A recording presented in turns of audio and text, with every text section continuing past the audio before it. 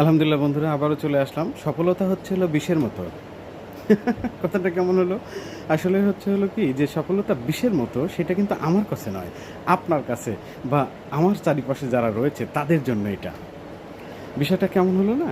তো যাই হোক, আমি একটু খোলাসা করি। ধরেন আমি ভালো করেছি, কাজ করেছি বা আপনি ভালো কাজ করেছেন, আপনি সফল হয়েছেন এবং সেইটা সুপরিচিতি পাচ্ছেন।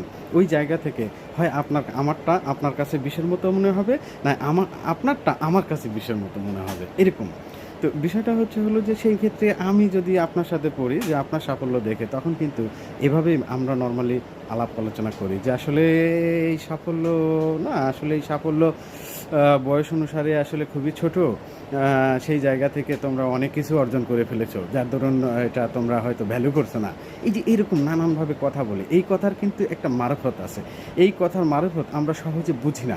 আমরা আসলেই এইটা খারাপ প্র্যাকটিস করে। এইটা ধুরন্ধর মানুষগুলো, সমাজের যারা ধুরন্ধর আপনার চারিপাশে আপনাদের সাথে সংশ্লিষ্ট রয়েছে এবং আপনাকে হয়তো স্নেহধন্য মনে হচ্ছে, কিন্তু না, ভিতরে ভিতরে তিনি আপনার এই সফলতায় ঈর্ষাকাতর এবং যে কোনো ওয়েতে আপনাকে নেগেটিভ করবে এবং আপনাকে হতাশাগ্রস্ত করবে, আপনার কাজে বাধা প্রদান করবে। এই কাজটাই করে থাকে আমাদের সুশীল সমাজের জ্ঞানীরা।